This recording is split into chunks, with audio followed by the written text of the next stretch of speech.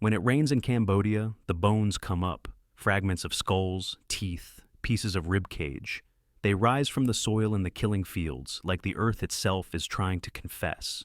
There are so many bodies buried in shallow graves that the ground can't hold them anymore. After heavy rain, you walk carefully. You don't want to step on wet surfaces. Between 1975 and 1979, Cambodia lost 2 million people, 1/4 of the entire population, dead in 4 years. Children were given guns and told to execute their parents. Teachers were beaten to death for the crime of knowing how to read. Doctors were murdered for having soft hands. People were killed for wearing glasses because glasses meant you were an intellectual, and intellectuals were enemies of the revolution. This wasn't war. This was ideology made flesh. This was what happens when a government decides to erase history and start from zero. This is the story of the killing fields, and it's worse than you think. April 17th, 1975. Phnom Penh, the capital of Cambodia. The war was finally over. For 5 years, Cambodia had been caught in the crossfire of the Vietnam War. American bombs had devastated the countryside. The government was corrupt, brutal, incompetent. People were tired, starving, desperate for peace. When the Khmer Rouge soldiers marched into Phnom Penh, people cheered. They waved white flags. They threw flowers. The soldiers wore black uniforms and red scarves. They were young. Some were teenagers. They carried rifles and wore expressions that seemed almost blank. The war was over, or so everyone thought. Within hours, the nightmare began. The Khmer Rouge was a communist revolutionary group led by a man named Pol Pot. His real name was Saloth Sar. He'd studied in Paris. He'd been a teacher. He'd spent years in the jungle organizing a guerrilla army, and he had a vision. Pol Pot wanted to create a pure agrarian society. No cities, no money, no schools, no hospitals, no religion, no family ties stronger than loyalty to the revolution. He called it Year Zero, the idea that Cambodia would erase its entire history and start fresh. A peasant utopia where everyone worked the land equally. No class, no hierarchy, no corruption. It was insane, but Pol Pot believed it, and he had an army willing to enforce it. The ideology was called Angkar, the organization. Angkar was more than a government. It was a faceless, omnipresent force that controlled every aspect of life. Angkar knew everything. Angkar decided who lived and who died. Angkar had no mercy. To create this new Cambodia, Pol Pot needed to destroy the old one completely. That meant eliminating anyone connected to the previous regime, the educated class, religious leaders, ethnic minorities, and anyone who might resist. It meant killing millions of people, but first, he had to empty the cities. The day the Khmer Rouge took Phnom Penh, they issued an order. Everyone must leave, immediately. Soldiers went door to door. They told residents the Americans were going to bomb the city, that everyone needed to evacuate for 3 days. Just 3 days. Take nothing. Leave everything. Go now. People believed them. They had no reason not to. So, they left. 2 million people poured out of Phnom Penh on foot. Families, elderly, sick. Pregnant women. Hospital patients were forced out of their beds. Doctors pleaded with soldiers to let the critically ill stay. The soldiers refused. One witness described seeing a man in a hospital gown pulling his own IV drip on a rolling stand as he stumbled into the street. He collapsed within a mile. No one stopped to help him. The soldiers wouldn't allow it. The roads became rivers of humanity. No food, no water, no shelter. The heat was crushing. People carried children, elderly relatives, whatever possessions they could manage. After the first day, they started abandoning things. Suitcases, furniture, the weak. The soldiers told them it was temporary. It wasn't. They would never return. The march lasted weeks. Thousands died on the roads. Heat stroke, dehydration, exhaustion. Old people collapsed and were left where they fell. Babies died in their mother's arms. The Khmer Rouge forced the columns forward, always forward, deeper into the countryside. Anyone who resisted was shot. Anyone who complained was shot. Anyone who stopped walking was shot. The cities were emptied. Phnom Penh, a metropolis of 2 million, became a ghost town overnight. Buildings left open, food rotting on tables, hospitals abandoned mid-surgery. It was as if the rapture had occurred, but instead of heaven, everyone had been marched into hell. The evacuees were sent to collective farms in rural areas. They were told they were now peasants. City dwellers were labeled new people, a term that marked them as suspicious, unreliable, likely enemies of Angkor. The rural poor who'd supported the Khmer Rouge were base people, trusted, loyal. New people had no rights. They were slaves. Pol Pot's plan was simple in its brutality. Cambodia would return to an agrarian paradise. No modern technology, no education beyond basic literacy, no cities, no currency, no private property. Money was abolished, markets were closed, banks were emptied and burned, religion was banned, Buddhist monks were executed or forced to work the fields, temples were destroyed or converted into prisons and execution sites, family structures were dismantled, children were separated from parents and raised communally. Marriage required permission from Angkor. Everything that defined civilization was erased. Schools were shut down. Books were burned.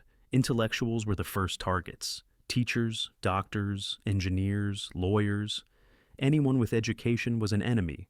Education meant you thought independently. Independent thought threatened the revolution. The Khmer Rouge developed a system for identifying intellectuals. Do you wear glasses? Intellectual. Do you speak a foreign language? Intellectual. Do you have soft hands? You haven't worked in the fields, so you're an intellectual. Did you work in an office? Intellectual. All intellectuals were to be eliminated. The killings were systematic. People were taken away at night. Sometimes entire families. They were told they were being relocated. They were never seen again. One survivor, Dith Pran, described watching soldiers examine people's hands. Rough, calloused hands meant you were a farmer. You might survive. Soft hands meant you were educated. The soldiers would smile and say you were needed for important work in another location. Then they'd take you to the killing fields. There was no trial, no appeal, no explanation. Angkor had decided. That was enough. The Khmer Rouge killed people for the smallest infractions. Speaking the wrong language, crying too much, laughing at the wrong time, complaining about hunger, owning reading glasses, having gone to university, knowing how to do math. One woman was executed because she sang a song from before the revolution. The lyrics mentioned a city. Cities didn't exist anymore. Singing about them was treason. Another man was killed because he knew French. French was the language of colonizers, of the educated elite. Speaking it meant you were contaminated by foreign ideas. The paranoia was total. The purges were relentless, and the killing fields began to fill with bodies. The term killing fields refers to the sites where the Khmer Rouge executed prisoners. There are hundreds of these sites scattered across Cambodia. Some are small, a few dozen bodies. Others contain thousands. The most infamous is Choong Ek, just outside Phnom Penh. Today it's a memorial. During the Khmer Rouge regime, it was a death factory. Prisoners were brought there at night. Trucks would arrive carrying dozens of people, men, women, children. They were blindfolded, hands tied. They were told they were being relocated to a new village. Instead, they were taken to the edge of mass graves and killed. The Khmer Rouge didn't use bullets. Bullets were expensive. Ammunition was needed for the military, so they killed people with farming tools, hoes, axes, bamboo sticks, sharpened palm branches, blunt force trauma to the back of the head. It was efficient, quiet, cheap. Soldiers would strike prisoners on the base of the skull with a hoe or wooden club. The body would fall into the pit. If the person wasn't dead, they were buried alive. The screaming would stop eventually, muffled under the weight of other bodies and dirt. They killed children by smashing them against trees. There's a tree at Choong Ek, they call it the killing tree, where soldiers would grab infants by the legs and swing them headfirst into the trunk. Mothers were forced to watch before they were killed too. The reasoning was ideological. If you killed the parents, you had to kill the children, or the children would grow up seeking revenge. To dig up the grass, you must remove even the roots. The mass graves were shallow. Bodies were stacked on top of each other, sometimes dozens deep. Lime was poured over them to speed decomposition and mask the smell. But there were so many bodies that the lime couldn't keep up. The stench was overwhelming. Locals miles away could smell death in the air. After it rained, the graves would overflow.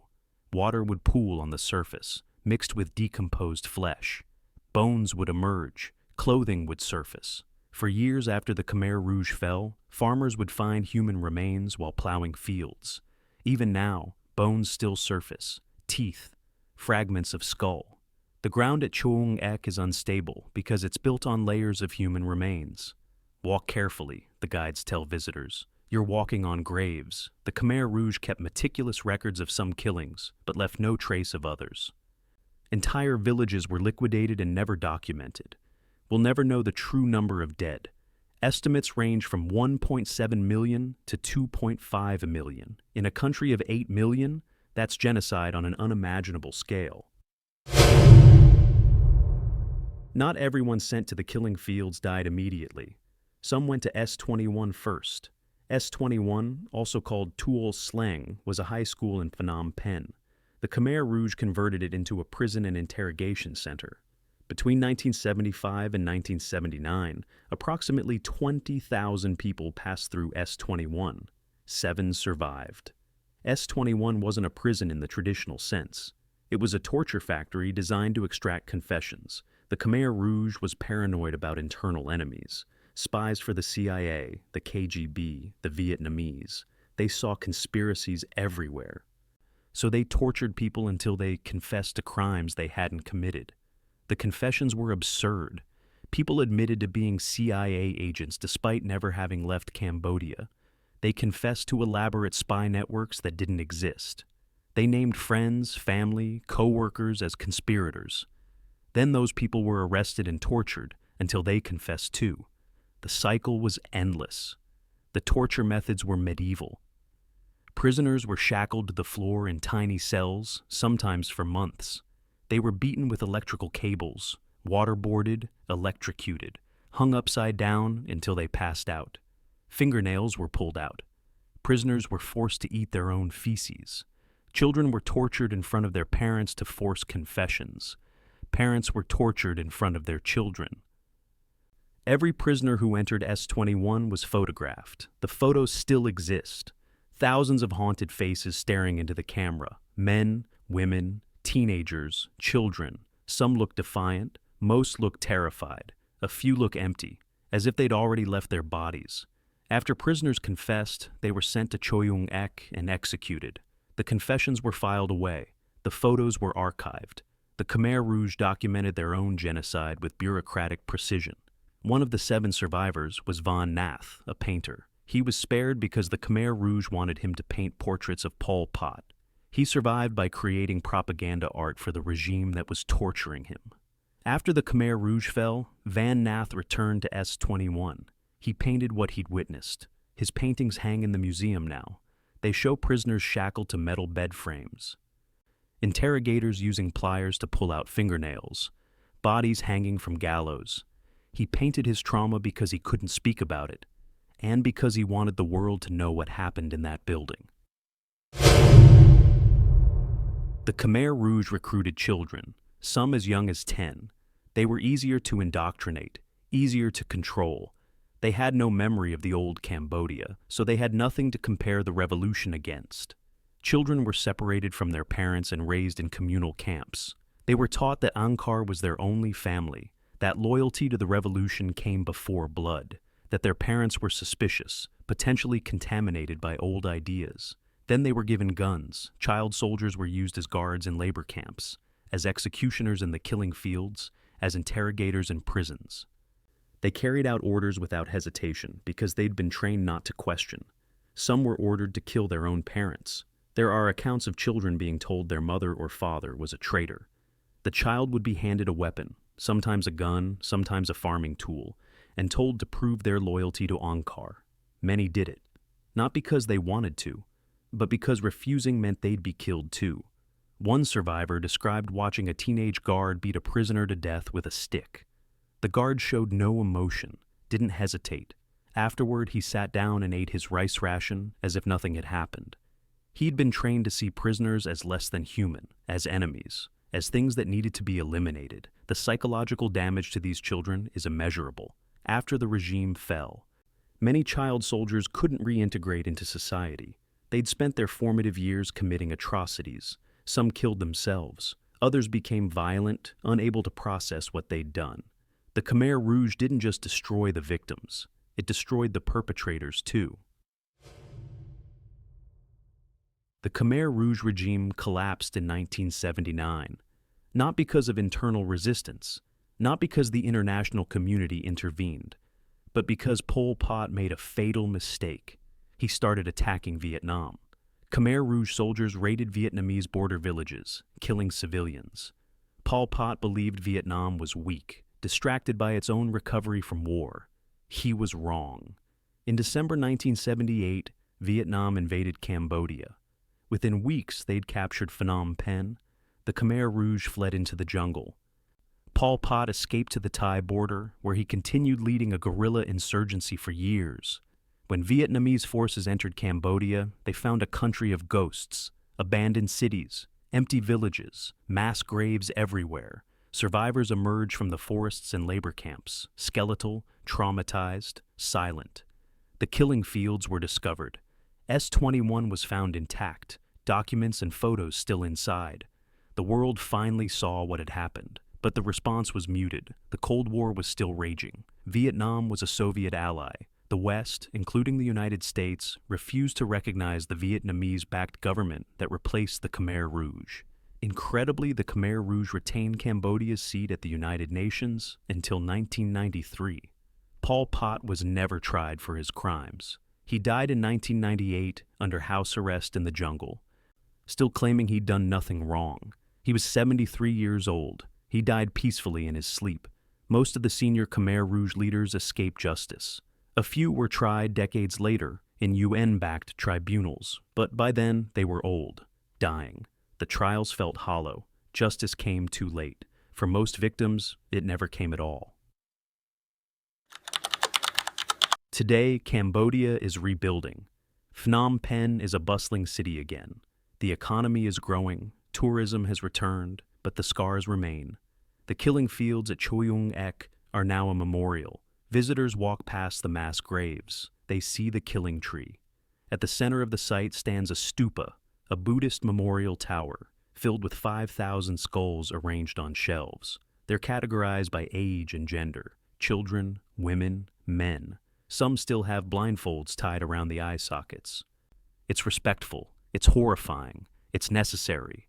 The skulls are a reminder. This happened. This was real. 2 million people died, a quarter of the population, erased in 4 years by an ideology that believed it was creating paradise. Survivors still live with the trauma. Many can't speak about what they experienced. The nightmares never stopped. The grief never healed. An entire generation was lost. Teachers, doctors, engineers, artists. The educated class was systematically murdered. Cambodia's development was set back decades. The effects are still felt, and the bones still surface. After every rainy season, fragments of the dead emerge from the ground. The earth can't hold them all. There are too many.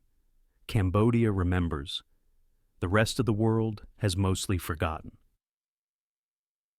The killing fields weren't an accident.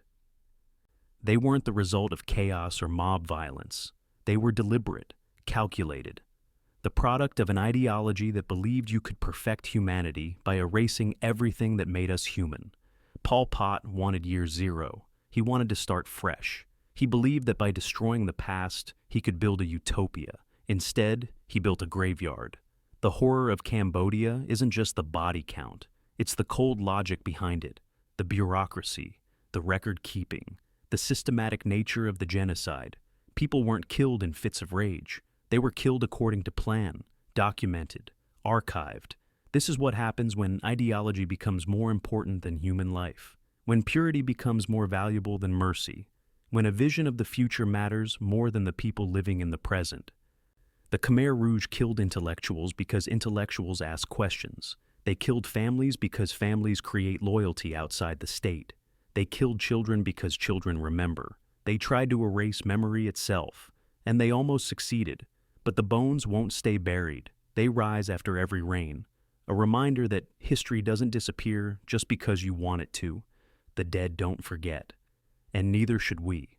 2 million people died in Cambodia between 1975 and 1979. 2 million voices silenced. 2 million lives erased.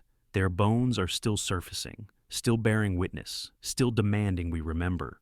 When it rains in Cambodia, the earth confesses. The question is, are we still listening?